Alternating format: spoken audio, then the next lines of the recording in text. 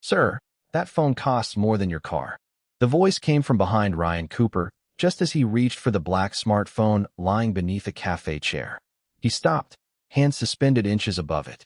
A man in a charcoal suit stood near the counter, watching him with the kind of smile that already carried an accusation. Ryan looked at the phone, then at the man. "Someone dropped it. Then leave it for the staff. Someone might need it." The man glanced at Ryan's faded work jacket, worn boots, and the paper cup beside his 9-year-old daughter, Ellie. "Right." Ryan said nothing. He picked up the phone and placed it on the table instead of his pocket. Outside, rain streaked the windows while traffic hissed over wet pavement. The cafe smelled of coffee, cinnamon, and damp coats. Ellie leaned closer. "Dad, was he saying you would steal it?" Ryan stirred his coffee slowly. "He was saying more about himself than me." Ellie frowned. "That sounds like one of your lessons." "Unfortunately, I have several." The phone suddenly lit up. Ryan looked away almost immediately, but not before seeing the lock screen. A little girl, maybe 8 years old, standing beside a smiling woman beneath an autumn tree. And beneath the photograph, 6 words appeared in simple white lettering. "Never become too powerful to be kind." Ryan's expression changed. Not because he recognized the people, because he understood the sentence. The cafe door opened hard enough to ring the bell twice. A woman entered, breathing quickly, chestnut hair damp from the rain, cream coat pulled tightly around her. 2 people in business clothes followed several steps behind. "My phone," she said. The manager pointed toward Ryan. Every eye seemed to turn at once. The woman crossed the room. Ryan stood and held the phone toward her. "I think this is yours." She took it quickly. "Where did you find it?" "Under that chair." "Did you unlock it?" "No." "Did you copy anything?" Ryan's face remained calm. "No." The man in the charcoal suit gave a quiet laugh. "Madison, you might want security to check." Ryan looked at him, then back at her. Madison Blake. He knew the name now. Anyone who had lived in the city knew it. Chief Executive Officer of Blake Technologies. Billionaire. Magazine covers. Buildings with her name on them. Madison barely seemed to hear the man beside her.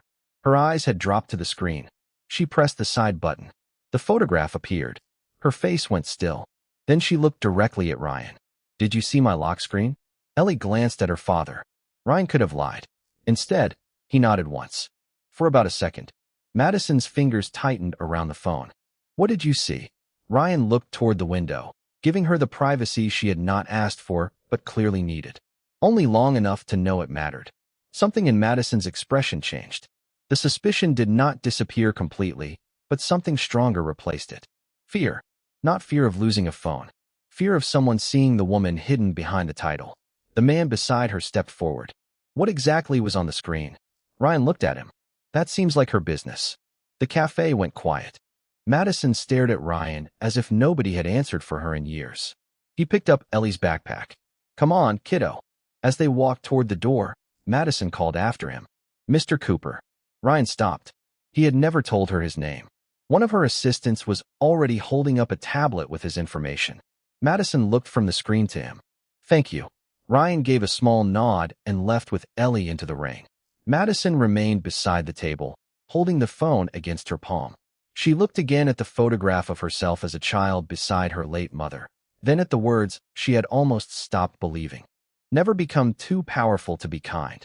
3 days later, Ryan Cooper would walk into Blake Technologies for a temporary maintenance contract.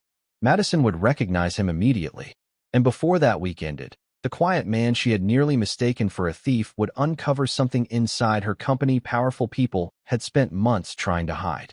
3 days later, Ryan Cooper stood in the lobby of Blake Technologies wearing a visitor badge, the same faded work jacket, and the expression of a man who had learned not to expect buildings made of glass to care who walked through them. He had dropped Ellie at school 20 minutes earlier, promised to be back before her after-school program ended, and taken the temporary contract because 4 weeks of steady maintenance work meant groceries, utility bills, and 1 less month of worrying about the transmission in his old sedan. The security guard checked his badge twice. "Temporary facilities support?" "That is me. Service elevators are behind the west corridor." Ryan nodded. "Thank you." He had almost reached them when a familiar voice stopped him. "Mr. Cooper." Ryan turned. Madison Blake stood near the main elevators with 3 executives around her. dressed in a charcoal suit instead of the rain-soaked cream coat, he remembered. In the cafe, she had looked briefly frightened. Here, everything about her seemed controlled again. Ms. Blake. One executive glanced between them. You know him? Madison paused. He returned something I lost. Ryan said nothing. She looked at his badge. You work here. For 4 weeks. Since when? About 6 minutes. One of the executives smiled politely, but Ryan noticed the way the man beside Madison did not. Victor Lang, Chief Strategy Officer. Ryan recognized him from the temporary orientation packet. Victor looked at Ryan's boots, then at Madison. We have a board review in 12 minutes. Madison nodded, but her attention remained on Ryan. I never properly apologized. For what? Assuming the worst. Ryan adjusted the strap of his tool bag. You were worried about your phone. Madison knew that was not what he meant. Before she could answer, Victor spoke. Facilities has a schedule, I assume. Ryan looked at him. I was given one. Then I suggest you keep it. Madison's eyes narrowed slightly. Ryan gave a calm nod and walked toward the service elevators. No argument. No wounded pride. Just work. By noon, he had replaced 2 failed access sensors, traced an intermittent power problem in a conference room, and fixed a ventilation controller on the 24th floor. It was the kind of work he liked. Problems did not care about status. A broken circuit behaved the same for a billionaire as it did for a single father. Near 1 o'clock, Ryan entered a restricted project room with a facilities escort to inspect a cooling alarm. Half a dozen engineers were gathered around a wall display showing performance data for Blake Technologies' largest infrastructure contract of the year. Their voices were low. Their faces were not. The numbers are still drifting, one engineer said. They cannot be, another replied. Strategy already approved the model. Ryan crouched near the equipment panel and listened without meaning to. A graph on the wall refreshed. Then again, one column showed projected server demand. Another showed actual load. Ryan's hand stopped over the tool case. The percentages did not match the cooling demand being reported by the system. He looked once, then twice. Excuse me, he said. The room barely noticed. That load figure is using the wrong baseline. One engineer turned. What? Ryan pointed toward the screen. Your cooling controller is responding to current demand. That forecast is calculated against last quarter's capacity. The engineer frowned. Facilities does not review strategy models. I know. Ryan returned to the panel. I'm just telling you why your system looks wrong when it probably is not. Silence followed.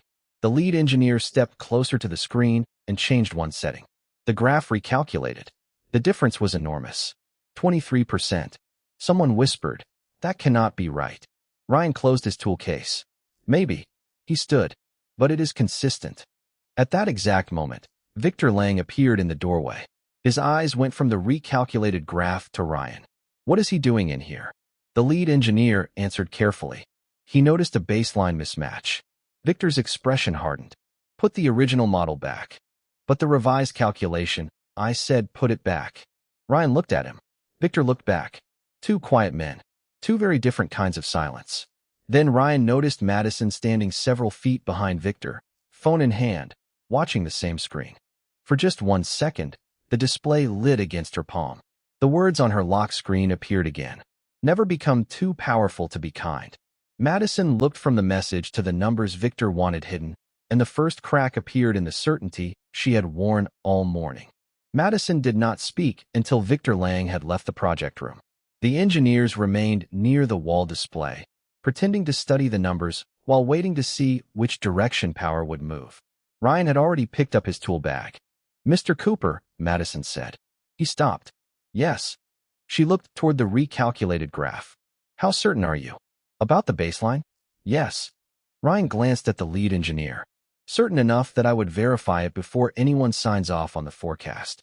Victor's voice returned from the hallway. Madison, we are late. She ignored him. And if the original model is wrong? Ryan's answer was simple. Then someone should want to know. Madison studied him for a moment. There was no ambition in his face. No attempt to impress her. He had noticed a problem, said what he saw, and seemed perfectly willing to return to repairing ventilation controls. That unsettled her more than confidence would have. Thank you, she said. Ryan nodded and left. By 3:15, he was on the 19th floor replacing a damaged conference room sensor when the service elevator opened. Victor stepped out alone. Cooper. Ryan kept working. Mr. Lang, you enjoy involving yourself in things outside your assignment? Not particularly. Then today should have been easy. Ryan tightened one screw and closed the panel. The engineers were looking at the wrong baseline. That is not your concern. I did not say it was. Victor stepped closer. You are temporary facilities staff. Ryan looked at him. I know what my badge says. Good. Remember it. Ryan did not flinch. Anything else? Victor's expression tightened. People who confuse access with importance usually do not last long here. Ryan picked up his tool bag. Then it is fortunate my contract only lasts 4 weeks. He walked past without another word. Victor watched him go, irritated by something he could not control. Ryan had not challenged his title. He had simply refused to be made smaller by it. That evening, Ryan picked Ellie up 8 minutes before the after-school program closed. She climbed into the passenger seat carrying a paper windmill she had made in science class. First day, she asked. Interesting. Good interesting? Still deciding. She studied his face. Did rich people do something strange? Ryan smiled. Why would you assume that? Because you make that face after rich people. He laughed softly and started the car. At home, Ellie worked on math homework while Ryan heated soup and grilled cheese. Their kitchen was small, warm, and slightly too crowded with school papers, grocery receipts, and the parts catalog he had been using to price a replacement for the sedan's failing transmission. Ellie looked up from the table. Did you see the phone lady? Ryan paused at the stove. Yes. Was she nicer? A little. Did she say thank you? Twice now. Ellie nodded approvingly. Progress. Across the city, Madison sat alone in her office 36 floors above the street.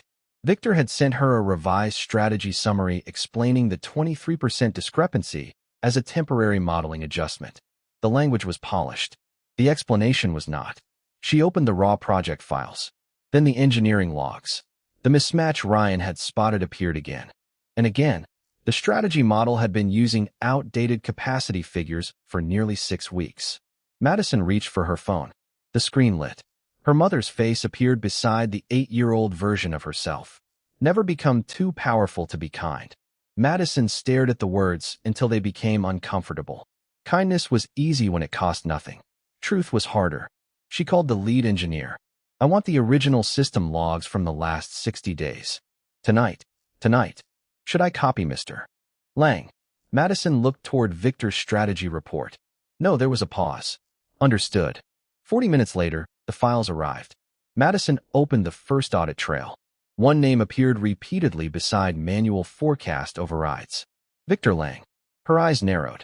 The second file showed the same thing. Then the third. This was no longer a modeling mistake.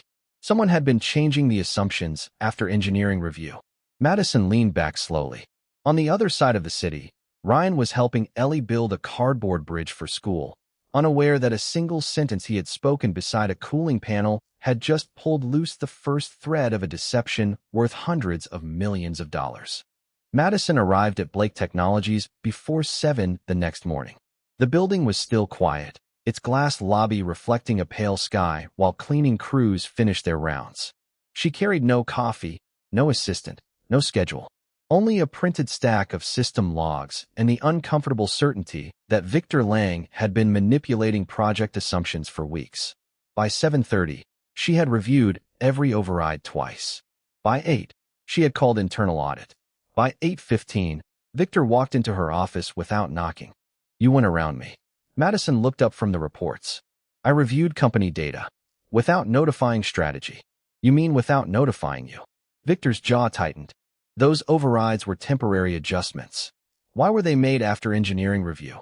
Because engineering does not understand the client environment. Then why hide the changes? Victor leaned forward slightly. I did not hide anything. Madison slid one audit sheet across the desk. You changed the assumptions after approval and restored the original view before executive review. He looked at the paper, then back at her. You are building a conspiracy out of normal forecasting. Madison remained still. Then explain it in front of audit. Victor's expression changed. You are really doing this because some maintenance contractor pointed at a graph? No, her voice stayed calm. I am doing this because the graph was right. Silence settled between them. Victor looked toward the window, then back at her. You know what happens if this model collapses? The infrastructure deal collapses with it. Hundreds of millions in projected revenue disappear. Investors ask questions. The board asks why you did not control your own company. Madison looked down at the lock screen of her phone when it lit beside her hand. Her mother's words appeared again. Never become too powerful to be kind. This time the sentence felt less like comfort and more like accusation. Maybe control is the problem, she said. Victor stared at her. What does that mean? It means I want the truth before I want the deal. Victor gave a short laugh. That is easy to say when you are not the one holding the quarter together. Madison's eyes hardened.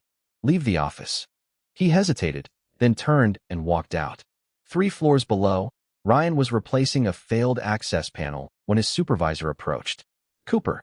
Ryan looked up. Yeah. Executive floor wants you. Ryan frowned. For what? No idea. But when the chief executive officer asks for temporary maintenance by name, I stop asking questions. Ryan wiped his hands on a shop towel and took the service elevator upstairs. He expected a mechanical issue. Instead, he found Madison waiting in a small conference room with 2 internal auditors, the lead engineer from the day before, and a stack of printed logs. Ryan stopped at the doorway. I think you have the wrong person. Madison shook her head. No, I repair building systems. Yesterday you noticed something our own review process missed. Ryan looked at the papers. I noticed one mismatch. That mismatch led to these. She turned the logs toward him. Ryan read the first page, then the second. Manual overrides. Repeated timing. Baselines changed after validation. You want my opinion? I want to know whether the cooling data can prove which forecast was real. Ryan looked toward the lead engineer. Your system stores demand independently from strategy inputs? The engineer nodded. Raw controller logs are preserved for 90 days. Ryan set down his tool bag. Then you do not need my opinion. Madison watched him. What do we need? Ryan pointed to the timestamp column. Match the controller demand to the forecast version active at each interval. If the strategy model was being changed afterward, the physical system will not lie with it. One auditor leaned forward. How long? Maybe an hour if the logs are clean. The room moved quickly after that. Ryan did not take charge. He did not need to. He helped the engineer align timestamps, corrected 1-unit conversion, then stepped back while the numbers rebuilt the story. Actual demand. Approved forecast. Manual override. Reversion. Again. Again. Again. By 9:42, the pattern was undeniable. Madison stood at the end of the table, staring at the screen. How many times? The auditor answered. 17 confirmed overrides. All from strategy. All authorized through Victor Lang's credentials. The room went silent. Ryan looked at Madison. She did not look powerful in that moment. She looked disappointed.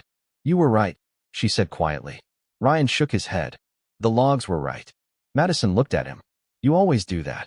Do what? Refuse credit. Ryan picked up his tool bag. Credit does not change the data. Before he reached the door, Madison spoke again. Ryan. He turned. Why did you return my phone? The question surprised everyone except her. Ryan thought for a moment. Because it was yours. That's simple. Usually the right thing is. Madison looked at the evidence on the screen, then at the phone beside her hand. For the first time, she understood that the man standing in front of her had not changed anything through power. He had changed it by refusing to become careless with what belonged to someone else, whether it was a lost phone, a set of numbers, or the truth. By noon, the internal audit team had locked the strategy files for review. No announcement had been made yet, but the atmosphere inside Blake Technologies had changed. People spoke more quietly. Doors that usually stayed open were closed. Victor Lang had been asked to remain available for questioning, and for the first time since Ryan had met him, he was not moving through the building like every hallway belonged to him. Ryan returned to the maintenance schedule because that was still his job. He repaired a faulty badge reader on the 12th floor, replaced a ceiling sensor in a meeting room, and ate half a turkey sandwich while standing beside a service cart. Around 1:30, his supervisor approached again. You are popular upstairs.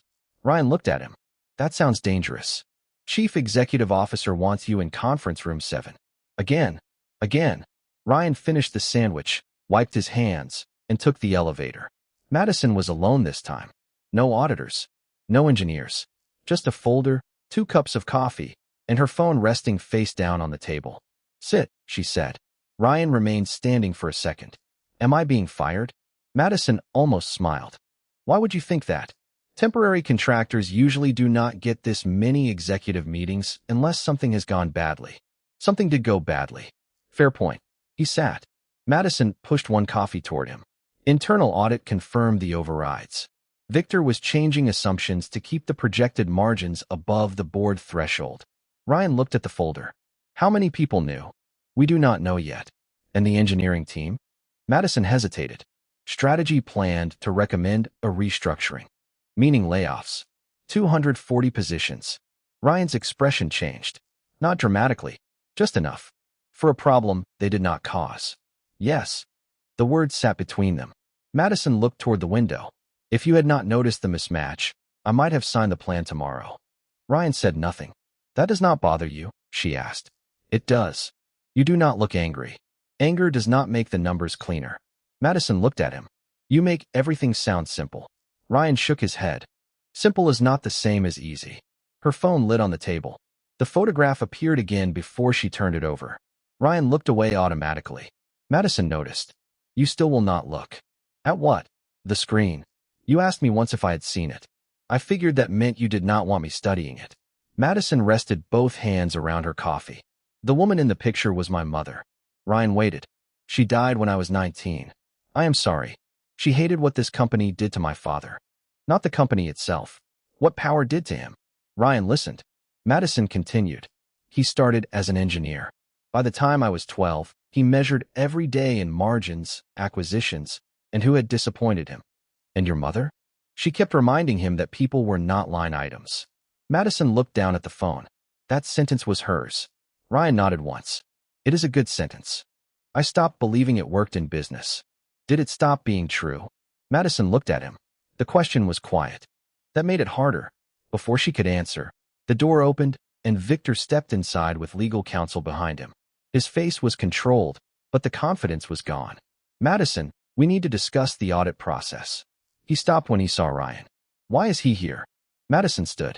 Because he noticed what you hoped no one would. Victor looked at Ryan. This is not his concern. Ryan rose slowly. I agree. Victor blinked. Ryan continued. But the people about to lose their jobs probably thought it was theirs. Silence returned. Madison looked from Victor to the folder in front of her. Then she turned the phone face up. Her mother's words appeared between them. Never become too powerful to be kind. Madison read them once, then looked at Victor. The restructuring is suspended. Victor's jaw tightened. You are making an emotional decision. No, Madison's voice was calm. I am making a documented one. Legal counsel opened the audit folder. Ryan stepped back from the table. He had no interest in watching Victor fall. He had only wanted the truth to stop falling on people below him. Ryan left conference room 7 before the legal discussion began. He did not need to hear every consequence. By 4 o'clock, internal audit had placed Victor Lang on administrative leave pending a full investigation, and the restructuring plan affecting 240 engineering positions had been frozen. Ryan learned that from his supervisor, who delivered the news while replacing his ceiling tile. You know, the man said, most people who accidentally save 240 jobs expect more than a maintenance badge. Ryan looked up from the ladder. I did not save them. You started it. I noticed a number. Same difference. Ryan shook his head. Not really. He finished the repair, checked the time, and packed his tools. Ellie's after-school program closed at 6. He had promised to be there by 5:30. Before he reached the service elevator, Madison appeared at the end of the corridor. No assistants. No Victor. Just her. Leaving? She asked. Picking up my daughter. Right. She looked at the tool bag over his shoulder. Can I walk with you? Ryan glanced toward the elevator. It is your building. That was not what I asked. He almost smiled. Sure. They walked in silence for several seconds. Madison seemed different outside the conference room. Less polished somehow. Not weaker. Just less protected. Internal audit found more, she said. Victor had been overriding forecasts in 3 divisions. Ryan looked at her. For how long? Almost 8 months. That is a long time. I know. You did not know? Madison heard the question beneath the question. No, Ryan nodded, but said nothing. You think I should have. You are the chief executive officer. She looked toward him. That is not an answer. It is the only one I have. The elevator arrived. They stepped inside. The mirrored walls reflected two people who did not belong to the same world. Madison in tailored charcoal. Ryan in a faded work jacket carrying tools. "You are not afraid of me," she said. Ryan looked puzzled. "Should I be? Most people here are careful around me. Careful is not always respect." Madison was quiet. The doors opened into the lobby. "You always have an answer like that?" "Usually later, when it is less useful." She smiled despite herself. Outside, the rain had stopped. Evening light reflected off the wet street. Madison looked toward the pickup area where black cars waited for executives. Ryan started toward the employee garage. "Ryan." He turned. "What would you do if you were me?" He looked back at the building. "About Victor?" "About all of it." Ryan thought for a moment. "Talk to the people who almost lost their jobs." Madison frowned slightly. "Why?" "Because numbers tell you what happened. People tell you what it cost." She looked at him for several seconds. "Would you come?" "To what?" "The meeting." Ryan shook his head. "They do not need me." "Maybe I do." That stopped him. Madison seemed almost surprised she had said it. Ryan did not make the moment bigger than it was. "Tomorrow. 9. I can stay until 4:30. "Your daughter." "My daughter." The next morning, Madison entered the engineering floor without advance notice. Ryan walked several steps behind her, uncomfortable with the attention but unwilling to leave after agreeing to come. Engineers slowly gathered in the main work area. Some looked angry. Some looked exhausted. Most looked suspicious. Madison stood in front of them without a podium. "I owe you an explanation," she began. Nobody moved. A restructuring plan was prepared using manipulated projections. "I nearly approved it." A woman near the front crossed her arms. "Nearly?" Madison nodded. "Yes." "So we were almost gone because strategy changed the numbers?" "Yes." The honesty created a different kind of silence. Madison continued. "The plan is suspended. The audit is ongoing. No position tied to this review will be eliminated while the investigation is active." Someone asked, "And after?" Madison looked toward Ryan for half a second. He gave no signal. No rescue. She had to answer this herself. "After, you will see the data before I make the decision." The engineers exchanged glances. "Why should we trust that?" another man asked. Madison reached into her pocket and placed her phone on the table beside her. The lock screen lit. She looked at the sentence her mother had left her years ago. Then she looked back at the room. "You should not trust a promise because I am the chief executive officer." She paused. "You should trust a process you can verify." Ryan lowered his eyes. Madison had finally understood. Power did not become humane because it spoke softly. It became humane when it allowed truth to survive without permission. 3 weeks passed before the engineering floor began to feel normal again. Not the old normal, where people lowered their voices when executives walked by and problems were softened before they reached the top. A different normal. Review meetings now included raw data beside forecasts. Engineers could flag concerns without routing every question through strategy. Madison attended 2 of those meetings herself and spoke less than anyone expected. Ryan noticed. He also noticed that Victor's office remained dark. Internal audit had expanded the investigation, and the board had removed Victor from operational authority while legal reviewed the full scope of the overrides. No announcement had been dramatic. No public humiliation. Just consequences moving through the system at the same measured pace the truth had taken to reach it. Ryan's temporary contract was supposed to end on Friday. He knew the date because Ellie had circled it on the kitchen calendar. "Does that mean you are unemployed again?" she asked over breakfast. "It means I am between opportunities." Ellie stared at him. "That means unemployed." Ryan smiled. "You have been spending too much time with grown-ups." At work, he finished his final maintenance list before lunch. Access panel. Conference thermostat. 2 failing occupancy sensors. Ordinary problems. The kind he understood. Around 2, his supervisor stopped beside the service cart. "Human Resources wants you upstairs." Ryan looked at him. "Should I bring tools?" "I do not think this one is broken." Madison was waiting in a smaller meeting room with a human resources director and 1 printed offer letter. Ryan remained standing. "That looks expensive." Madison almost smiled. "Sit down." He did. The human resources director slid the paper toward him. "Blake Technologies would like to offer you a permanent position in systems reliability." Ryan looked at the title. "I am not a corporate systems engineer." "You worked in industrial controls for 11 years before moving into facilities contracting," Madison said. Ryan looked at her. You checked. I learned not to make assumptions. He glanced back at the offer. The salary was higher than his current contract rate. The benefits included health insurance, retirement matching, and something his eyes paused on longer than he wanted anyone to notice. Predictable hours. No executive track requirement, Madison said. No travel beyond occasional local site visits. Ryan looked up. Why?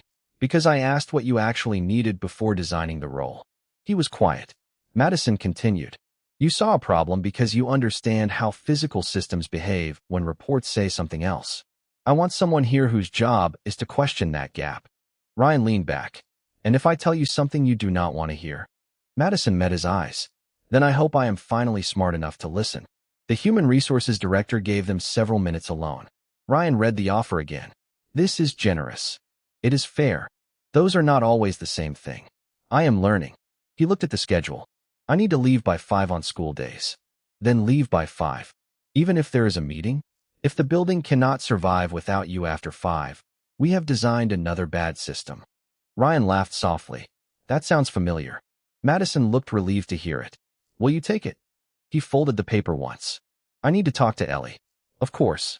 That evening, Ryan placed the offer beside her homework. Ellie read the first line, then looked up. Health insurance? Yes. And you can still pick me up? Most days. She nodded seriously. Take it. That fast. The transmission is making the noise again. Ryan laughed. Very practical. Ellie returned to her homework. Also, I like the phone lady. Ryan raised an eyebrow. You have met her once. I have excellent judgment. The following Monday, Ryan entered Blake Technologies wearing a permanent badge for the first time. Madison happened to be crossing the lobby. She noticed the badge before he said anything. You accepted. Ellie approved the benefits package. Madison smiled. Smart kid. Ryan nodded toward the elevators. Better judgment than both of us. They walked toward separate elevators, then paused. Nothing dramatic had changed between them. Not yet, but something quieter had. Madison no longer saw a contractor she had almost mistrusted. Ryan no longer saw only a chief executive officer protected by glass and titles. Respect had opened a door neither of them had been trying to find, and for once, neither felt the need to rush through it. By the end of Ryan's first month as a permanent employee, the new review process had already stopped 2 expensive mistakes before they reached clients. No one called it revolutionary. Ryan preferred it that way. Good systems were supposed to make disasters less interesting. He spent most mornings walking equipment rooms, comparing controller data with reporting dashboards, and asking engineers questions that sounded simple until someone realized nobody had asked them before. Madison noticed the difference in meetings. People brought her problems earlier. Managers stopped polishing every rough edge before presenting results. The company was becoming less afraid of bad news. One Thursday afternoon, Madison found Ryan in a conference room reviewing a reliability report with 3 junior engineers. The number is not wrong, one engineer said. Ryan pointed toward the trend line, then explained why the physical load dropped while projected demand increased. The engineer studied the chart. Timing mismatch. Maybe. Or delayed reporting. Maybe. You are not going to tell me? Ryan smiled. Not if you can find it yourself. Madison leaned against the doorway and watched. There was no fear in the room. No one straightened when Ryan corrected them. No one apologized for asking questions. When the meeting ended, Madison remained behind.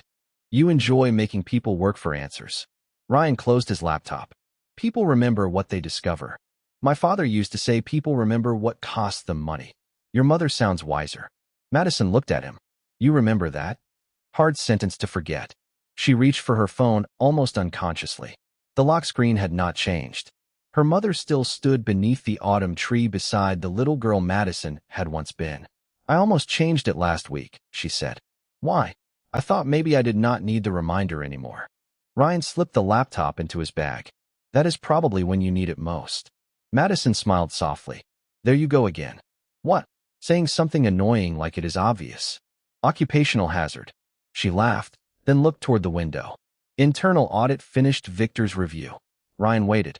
He is leaving the company. I figured. The board wanted a public statement blaming him for the failed restructuring plan. And I refused. Ryan looked at her with mild surprise. Madison continued. He is accountable for what he did. But I approved the culture that allowed him to think results mattered more than how he got them.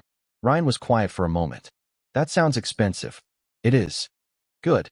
She raised an eyebrow. Good. Lessons usually stick better when they cost something. Madison nodded slowly. The next evening, Ryan was helping Ellie carry a cardboard solar system into her school gym when his phone buzzed. Madison. He answered with one hand while balancing Saturn under his arm. Everything all right? Yes. She hesitated.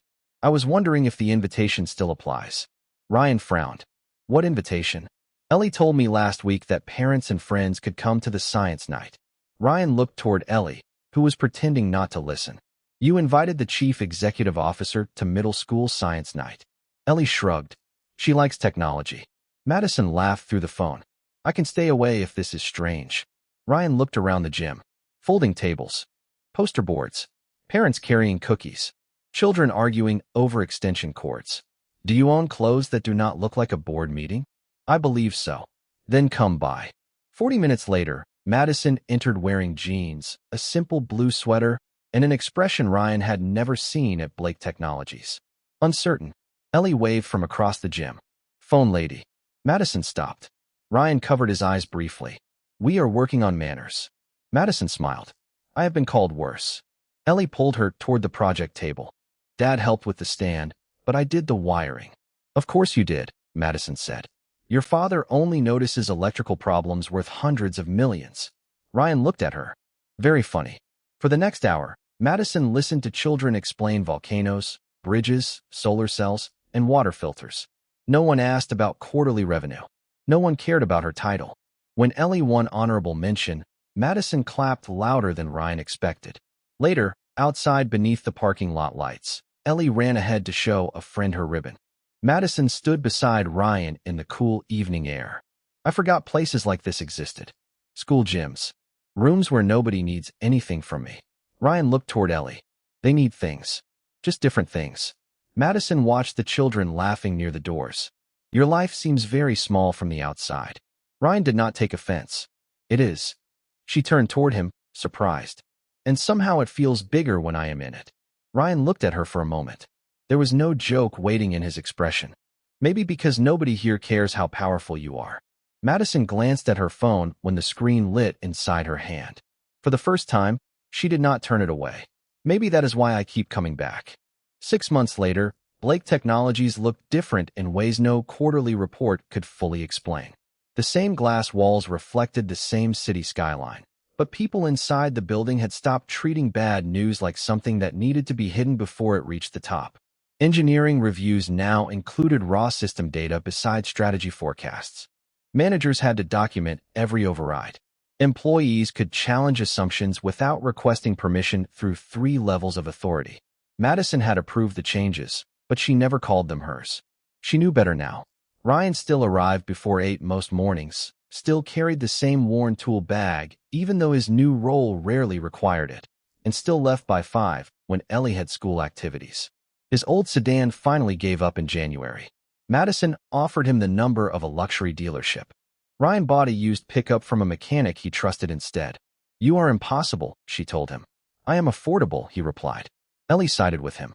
Madison had become a familiar presence in their small world, slowly enough that none of them could name the exact moment it happened. Sometimes she joined them for dinner. Sometimes she helped Ellie with science projects and made them more complicated than necessary. Once she spent 40 minutes trying to assemble a bookshelf, while Ryan silently watched her hold the instructions upside down. Do not say anything, she warned. I was not going to. Your face is saying plenty. She laughed more around them now. Ryan noticed that too. At work, Victor Lang's departure had been completed without spectacle. The board released an internal accountability report acknowledging both his manipulation of forecasting data and the failures and oversight that had allowed it to continue. Madison insisted her own name remain in that section. Some directors advised against it. She refused. If responsibility only travels downward, she told them, then leadership is just a more expensive form of blame. Ryan heard about the statement later and smiled when he read it. One spring afternoon, Madison asked him to meet her in the same cafe where everything had started. Ellie came too, carrying a book and ordering hot chocolate like she owned the place. The rain was light outside, almost identical to that first day. Madison placed her phone on the table. The lock screen lit. The photograph had changed. Her mother was still there, standing beneath the autumn tree beside 8-year-old Madison. But beneath the old words was a second line now. Power means nothing if people are afraid to tell you the truth. Ryan read it and looked up. You added that? Madison nodded. I did. Ellie leaned across the table. That sounds like Dad. Madison smiled. Unfortunately, it does. Ryan shook his head. I am surrounded. For a moment, they simply sat there while cups clinked behind the counter and traffic moved through the wet street outside. Madison looked around the cafe. Do you know what I remember most about that day? Ryan glanced toward her. You thought I stole your phone? Almost. Strong beginning. She smiled. No. I remember asking whether you had seen the screen. Ryan waited. I was terrified you had seen something private. I had. And you protected it anyway. Her voice softened. You did not know who I was. You did not know whether I could help you. You did not even know whether you would ever see me again. Ryan looked at the phone, then back at her. It was still yours. Madison nodded slowly. That simple answer still carried more weight than most speeches she had heard in boardrooms. Ellie closed her book. Are you two going to keep talking about the phone forever? Ryan looked at her. Probably. Okay. I am getting another hot chocolate. She walked toward the counter, leaving them alone for the first time that afternoon. Madison watched her go. She is remarkable. She knows. I believe that. Ryan smiled. Then the quiet between them changed. Not awkward, not uncertain, just honest. Madison reached across the table and rested her hand near his, close enough to offer, not close enough to assume. Ryan looked at it, then at her. He moved his hand the last inch. No declaration followed. No promise that life would suddenly become simple. They had both lived long enough to know better. But trust had already done the difficult part. It had crossed the distance between them one small choice at a time. Months later, when people inside Blake Technologies talked about the changes that had saved jobs, improved reporting, and rebuilt confidence in leadership, most credited the audit, the new policies, or Madison's reforms. Ryan never corrected them. Madison never forgot. The truth had begun with a lost phone, a stranger who chose not to invade what was private, and 6 words she had carried for years without fully living.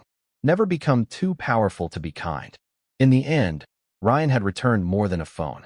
He had returned a part of Madison she had nearly lost, and she had given him something money could not manufacture, a second chance built not on status, but on respect. Sometimes grace did not arrive loudly. Sometimes it simply sat across from you in a small cafe, holding your hand while the rain fell outside.